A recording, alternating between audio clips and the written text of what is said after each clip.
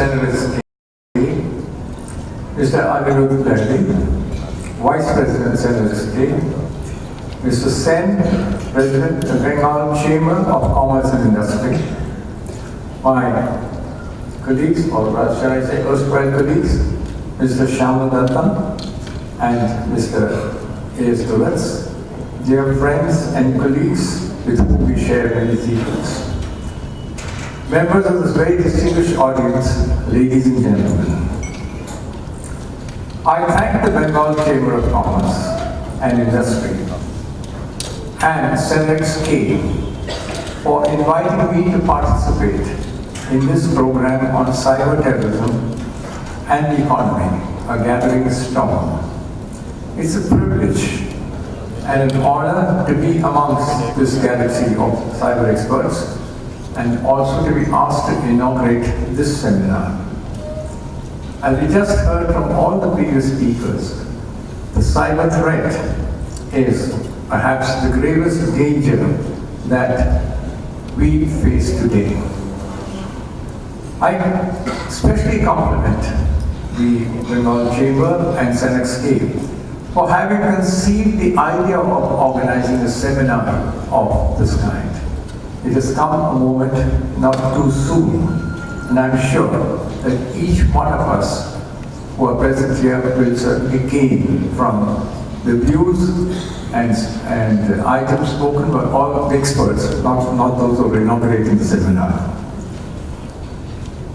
Ladies and gentlemen, I must thank Air Chief Marshal Rao for his opening remarks, for he has made my task particularly easy. Mr. Anirudh Reddy inveigled me into saying that I only had to make a few remarks, a kind of overview for the seminar. And then sprang a surprise to me 2 days ago, saying I had to inaugurate the seminar. Thanks to thanks to Air Chief Marshal Rao, I think he has done the inauguration. I've only got to add a few remarks thereafter. Thank you, Air Chief Marshal Rao, for helping me out. I'm sure at least some members of the audience, if not all, would have heard of a gentleman called Michael Hayden. He was a former director of the National Security Agency of the United States, and thereafter also of the CIA. I had the privilege of knowing him in both capacities when I was the NSA. Michael Hayden, in his book, Playing to the Edge, remarks that he was not a cyber pioneer, not even a technologist. He needed the help of his granddaughter to turn on the television, but nevertheless went on to become the head of the National Security Agency of the United States, which I'm sure everyone in this audience knows is the last word in technology in many respects. I have the same feeling of unease today. For like Michael Hayden, I'm neither a cyber pioneer or a technologist. I am, however, taking courage from Michael Hayden's remarks and therefore prepared to share with you my idea of an overview for this conference and offer certain remarks on cybersecurity matters electronically. Ladies and gentlemen, I've been in the business of security for several decades, but only recently been involved in cybersecurity matters and also being part of the cybersecurity initiative in the last couple of years. What I'm beginning to realize has been expressed by all the previous speakers is that we are at a new stage in human experience and exploration. Mankind has indeed unleashed a new kind of weapon, capable of inflicting catastrophic damage to just about every aspect of society. Take, for instance, the internet. It was perceived to be a shared global commons. But what is it today? It is rapidly facilitating cyber criminality. In order to understand the full contours of this emergent world, we may need to look at diverse perspectives. Our ancients had postulated the unity of paradoxical dualities and held that one must go beyond both the seen and the unseen. The Isha Upanishad contains a verse, and I quote, "Into a dark darkness enter those who dwell in ignorance, and into a darker darkness enter those who worship knowledge," quote ends. This indeed has a special relevance for the situation we are in today. A deeper understanding of the many pervasive dualities is thus an imperative necessity for all of us who confront this problem.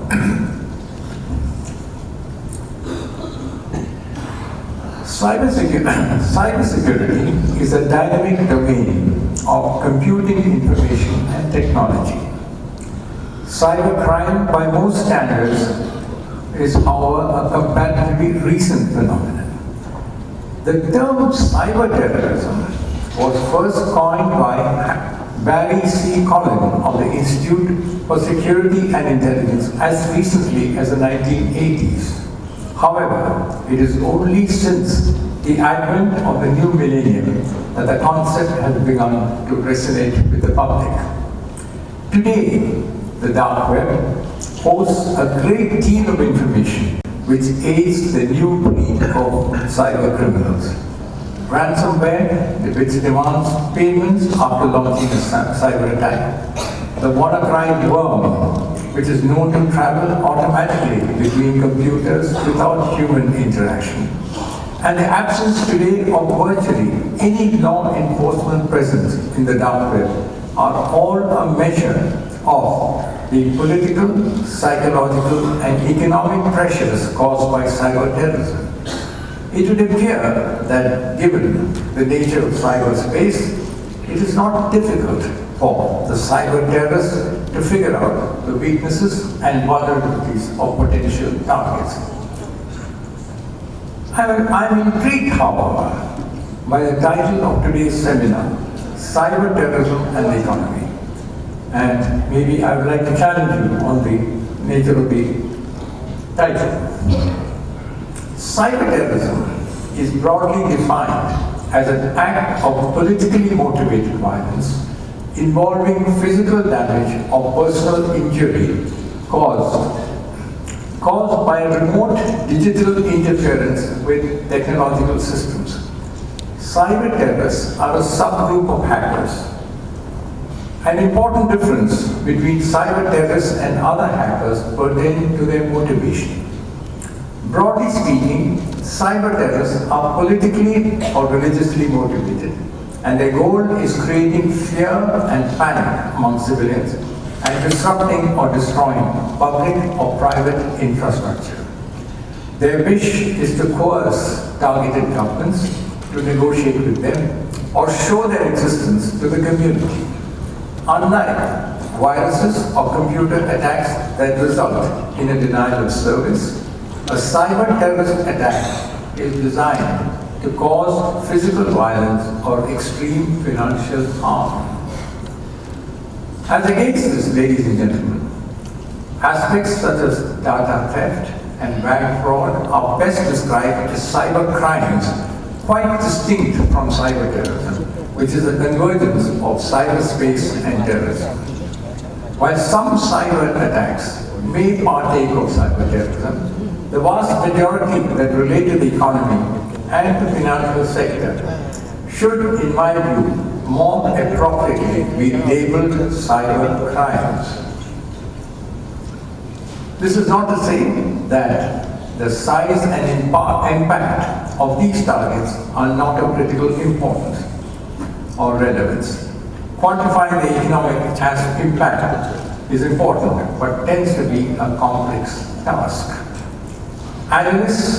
Analysis of the probability of cyber attacks is further hindered by reluctance of organizations to make public available information on security breaches. Some of the more spectacular instances of both cyber terrorism and cyber attacks have, however, been in the public domain for many years. The Stuxnet worm, for instance, was a game changer, and while the financial loss might not have been large, it made headlines because of the malicious code which was seen to deliberately target physical critical infrastructure. In 2015, 3 energy companies in Ukraine were attacked, an early instance of cyber terrorism which has remained unattributed to this day. In December 2016, Ukraine's state power distributor experienced a cyber attack that led to a short yet sustained power outage. In 2017, a pseudo-ransomware termed NotPetya infected 12,500 machines on a single day in as many as 64 countries. In the same year, 2017, the UK's National Health Service was the victim of a water attack with a reported financial impact of almost $4 billion. Today, we are defined and driven by the data we consume. Among the biggest data breaches in 2018 were a major data breach involving Marriott Hotels Starwood division, leading to information concerning nearly 500 million Marriott guests being leaked to an unauthorized third party. A data breach involving a data broking firm compiling consumer and business data for marketing purposes, which involved the leakage of 34 million records of users, and yet another data breach affecting at least 100 million users across the world. Cyber attacks, therefore, span the entire spectrum of critical infrastructure, banking and finance, energy exploration and production, shipping, power generation facilities, etc.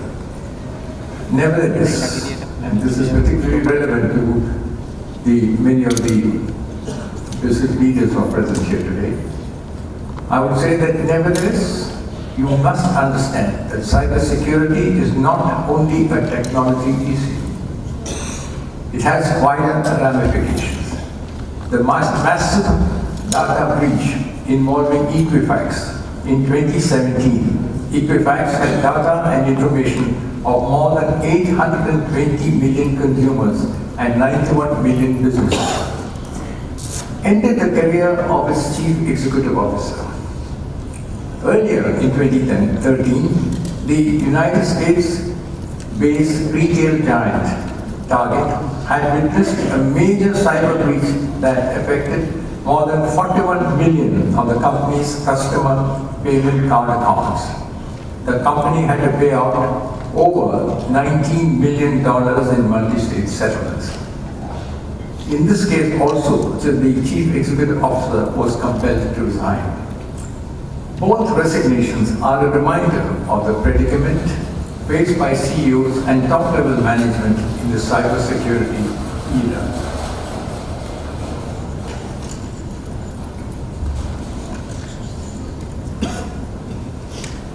Members of the distinguished audience, I would like to stress the point that growing interconnectivity has effectively demolished traditional security perimeters.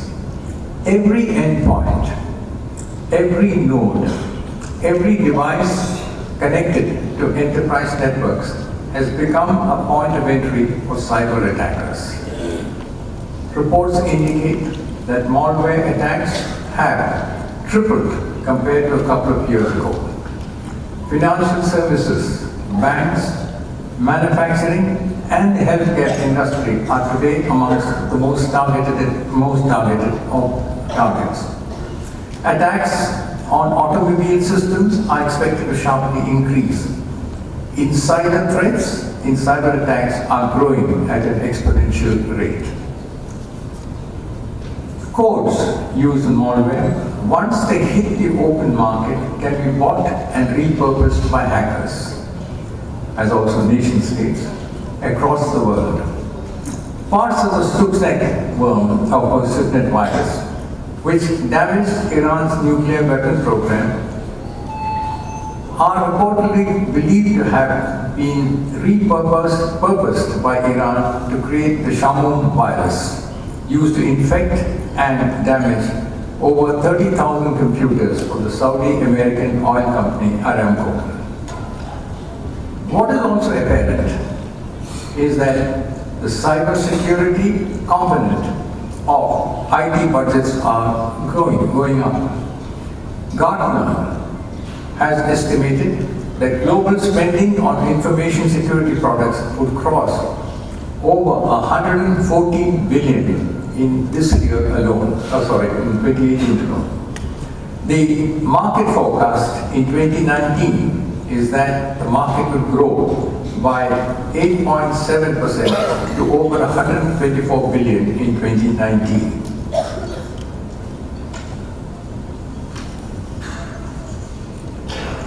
Let me move into another domain. In a brief note, written in 1966, Intel's Gordon Moore famously foresaw that the computing power available on a chip will double over the 18 months. Moore's law, as it has become known, has held true for more than 50 years. This is the reality today, one that has become both a boon as well as a bane for modern mankind. The relentless march of Moore's law has ushered in a new age of artificial intelligence, the contours and textures of which are yet to be fully comprehended. AI algorithms can today synthesize master fingerprints, akin to master keys or physical locks, to unlock a biometric device. Researchers today claim that computers can now generate live human faces to unlock devices that use facial recognition. At China's high-tech fair in the southern city of Shenzhen in November last year, a Chinese tech company, Guangxi, unveiled a new facial recognition technology. A video shown on the screen shows a constant procession of Chinese citizens moving past camera at a central city plaza. The claim is that it acts as a super intelligent tracking system and can find a person in a crowd with about 95 to 98% accuracy. At least one proven instance of a Chinese dissenter being spotted and arrested from a large crowd exists. In the age of artificial intelligence, security has hence become an ever-receding horizon. Passwords have become increasingly easy to crack for various reasons, including advanced mathematics and computing power. One important vector of this receding cybersecurity horizon is powered by software. As I said, the rise of artificial intelligence exemplifies this. The age of artificial intelligence is today perceptible to us via a new language, new vocabulary, and new imagery. The worst is yet to come. With the advent of quantum computing, which is likely within a short time frame, we can expect most existing cryptographic algorithms to be broken in reasonable time periods. This indeed will give rise to an alarming situation. I would like to characterize the rise of quantum computing as truly a demonic threat. The new emerging world of quantum computing rests on quantum physics and a stronger new logic that may be familiar to students of the Buddhist philosopher Nagarjuna who lived in between 150 and 250 CE. Quantum cryptographic protocols, in turn, involve a very high level of mathematical cryptography and quantum computing expertise. I warn you that time may not be on the side of those who believe in order. I think we should be prepared for a great deal of disruption. We are perhaps in a period that recalls the great Y2K scare in the late 1990s. Both industry and government must therefore become involved in the upgradation of existing crypto protocols, including quantum-safe algorithms, to prevent a tragedy of monumental proportions.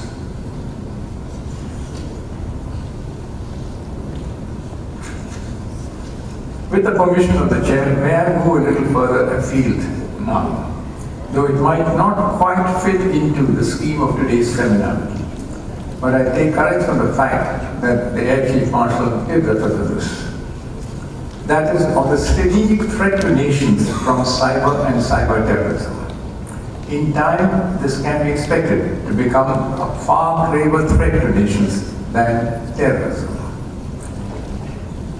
My point is that computer peripherals not only provide a gateway for introducing malware into commercial enterprises, but they also open the floodgates to cyber espionage.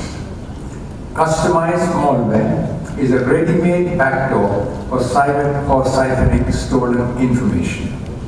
As we enter the era of Internet of Things and place increased reliance on smart devices, the threat of cyber espionage will increase exponentially. It will not be confined to business and commerce. There has to be a deeper realization that it equally poses a threat to national security. Today, ladies and gentlemen, there are cyber arms dealers in quite a few countries. Israel is perhaps one of the foremost nations peddling such wares openly. These cyber arms dealers provide sophisticated malware to both companies and governments, though this is never openly documented. Cyber arms dealers tend not to have any website, but realistically claim that they can penetrate devices from computers to iPhones and more.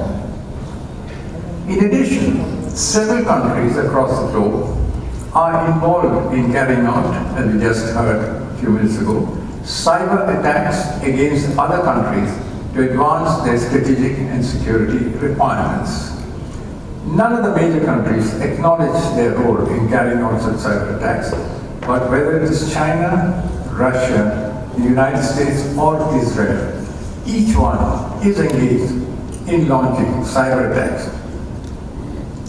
Russia's alleged involvement in the US presidential elections in 2016 is now public knowledge.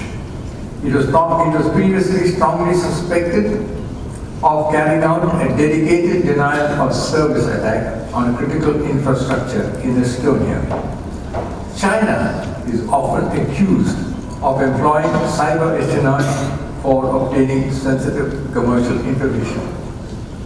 But do realize, as we intelligence agencies have always believed, that they are also actively involved in the game of cyber espionage to obtain strategic information as well. To this day, countries responsible for the Stuxnet worm, which undermined Iran's nuclear program, have not been publicly mentioned, though it is widely believed that the US and Israel collaborated in this attack.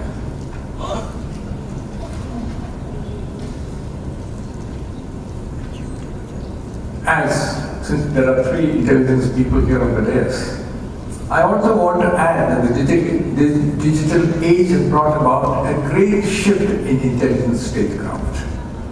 Metadata has become the holy grail of intelligence agencies the world over. Cyber espionage has almost eclipsed the human agent in intelligence gathering. The man in the trench coat has been overtaken by the computer. Conclusive insights into the structure of amorphous networks are being made possible through digital analysis of the mathematical property of cyber signals. China even employs a quantum communication satellite, and all communications from and to the satellite are encrypted using quantum physics. Listening to this encrypted traffic will require the use of significantly more powerful computers than are known to exist today. Ladies and gentlemen, to deal with this new wave of cyber warfare, we need to marshal both defensive and offensive capabilities.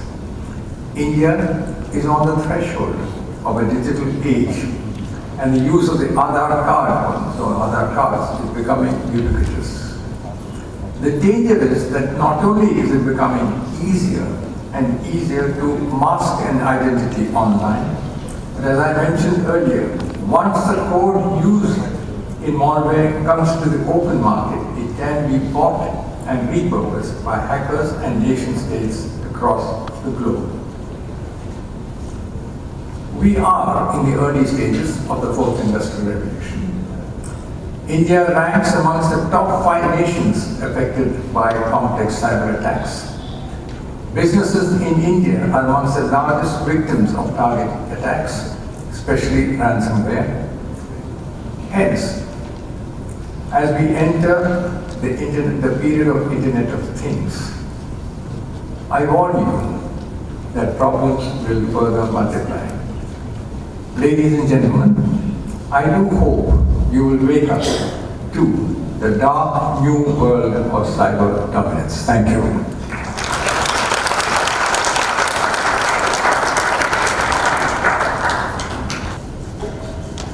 Thank you very much, Mr. Narayan. I think you set the scene for today's deliberations so beautifully and comprehensively.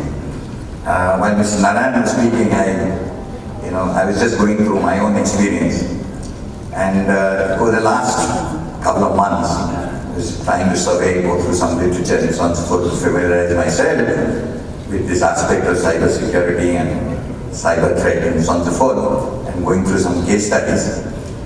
I thought I had learned enough, but today I see that the subject is far more overarching, and how it kind of the importance of the threat embraces just about all aspects of society. So how far-reaching the damage can be. Now in this regard, I just wanted to say that while I was going around over the last month or so, talking to CEOs and chief and MDs and asking them for their support and delegates and so on and so forth. I have heard comments like one CEO who told me he listened to me, all of what I had to say, and then just retorted, said, listen, I'm in the business of making XYZ and selling that, making money. What do I have to do with cyber? What do I have to do with cyber security? So I wish the gentleman was here, because then he would have realized that it does not, I don't think there is anybody who can say that I will remain untouched. So thank you, sir, for that very comprehensive talk. Ladies and gentlemen, I now would like to invite Mr. Shamal Doctor to make his presentation. My professional guru, Mr. M.K. Narayan,